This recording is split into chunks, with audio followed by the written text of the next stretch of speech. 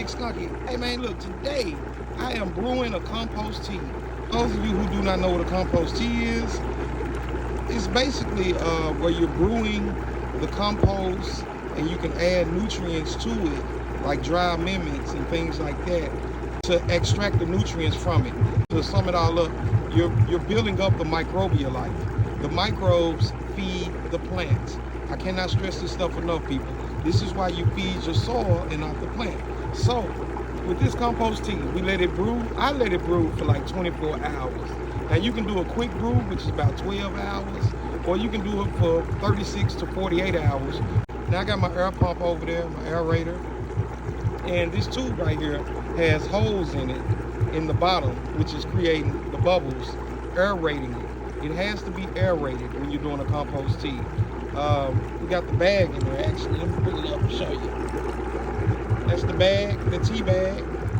It's full of compost, bone meal, blood meal, fish bone meal, and a bunch of other stuff that I can't tell y'all. But yeah, this is a compost tea, so what I'm gonna do with this, I'm gonna foliar feed. I have a pump where I stick a tube in there, and I'm able to spray, like pressure washing almost, spray my plants. It's called foliar feeding. But we're gonna add some molasses to this compost tea. And the molasses, the sugars in the molasses actually feed the microbes to help them multiply even more. This is what you wanna see, ladies and gentlemen. See all of that foam? That's the microbial life, man. That's how you know if it's brewing good and you got you something.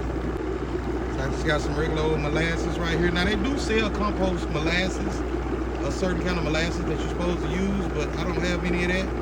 So I'm just gonna use this. And that should be enough. It don't take a lot. It does not take a lot. And those molasses is just so that the microbes will have something to feed on. Again, the microbes feed off of the sugars. Now, you have to keep it dark. So you have to keep it like in a shed or in a storage, you know, a basement or something like that. Or in my case, I had an old fabric bag, rectangle 31-gallon fabric bag. I just put that over the top of it. And I set some stuff on top of it to keep it held down because of the wind was so strong. But microbes thrive in dark climates. So it has to be dark. Keep in mind, the microbes and things like that live in the soil. Now you have some microbes that live on the plants and stuff like that, but for the most part, we're feeding our soil, people. We're feeding our soil. We're not feeding the plant. We feed the soil feeds the plant, and then the plant feeds me and us, my family. So with compost teas, basically what you're doing is all of the nutrients that's inside of compost or inside of your dry amendments. I use a lot of dry amendments. Most of the stuff that I use come from the earth, naturally comes from the earth, like izomite, gypsum, glacier rock dust, all that type of stuff. Compost tea basically processes this stuff in liquid form so that it will extract all of those nutrients and increase the microbial life. Now, you're probably wondering why I put molasses in there. The reason for the molasses is because microorganisms feed off of sugars. The plant is releasing sugars from the leaves, from the stalk, from every stem on that plant, and it's communicating with the microorganisms. Those sugars in the plant is actually feeding the microorganisms.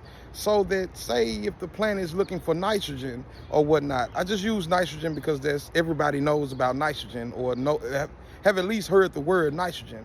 So if the plant needs nitrogen, when the plant releases the sugars, it's letting the microorganisms know, hey, I need more nitrogen. So the microorganisms go out throughout the soil all night long or whatever, all day long, gathering nitrogen, bringing it back to the root zone. So when the plant wakes up, it has the nitrogen that it's been looking for. This goes to the term of what I've been constantly saying, people. Feed your soil. The soil feeds the plant, and then the plant feeds you. I don't focus on feeding the plant.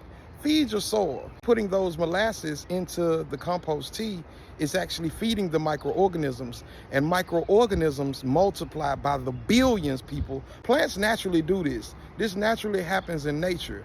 All we're doing is helping nature out. That's all we're doing. We're just contributing and letting nature do the rest. Damn, I almost got stung by a bee. That thing sounded big too. I don't know if y'all saw it, but I heard it. The more microbial life you have, The more fertile your soil is, the more beneficial your soil becomes to your plant. Compost teas will also prevent some pest issues that you may have. So it's good for a number of things. But again, this is the stuff that they would not tell you. They only tell you, hey, come and buy this and feed this to your plants and give this to your plants, and it's gonna blow up big and strong and healthy. I'm talking about the big companies, the big box retail stores. Their whole mission is to make money off of you. So they tell you to, hey, take this one little box and you're gonna use half of this box to feed your plants. This is how they say it, to feed your plants. And you go home and you take this stuff and you mix it up and then you feed your plants with it, and it's already synthetic bottled nutrients. It provides no value to your soil. In fact, it hurts your soil. Yes, your plants will explode with growth, but that's about all they're gonna do. You hardly won't see any fruit production or anything like that, but yes, you will have big, lush, beautiful plants with no fruit. Now, what's the benefits in that? Feed your soil and let the soil feed the plant. They want you to use that half a bottle or that half a box of solution or whatever to feed your plants with it, so that you'll run out and then you have to come back to the store and purchase more. So this is my advice tip to you guys. If you are one of those type of people that lives and swear by bottled nutrients or box nutrients, you know, synthetic bottled nutrients, period, then do this. Use half of a half of the strength that they're telling you to use, and see the results, and then you can increase it from there. Remember, you can always add to, but you cannot take away. If you can get away from the bottled nutrients altogether, it's better for you. First of all, it's better for the soil, it's better for the plant, and it's better for you when you go to consume the plant. So get away from that. But if you have no choice and you're just a big fan of synthetic bottled nutrients or box nutrients that are synthetic, some of them, depending on what you're using, then hey, use half of a half of a half of a half of the strength and watch what happens. You'll get the same results as if you use half of that box, how they telling you to use it, versus using just a small portion of it. Oh yeah, and you tell them I said that. Hashtag that. Big Skunky. Come on, baby. You smell me. You gonna say it? Skunky steals the show, call and response. Let me hear you say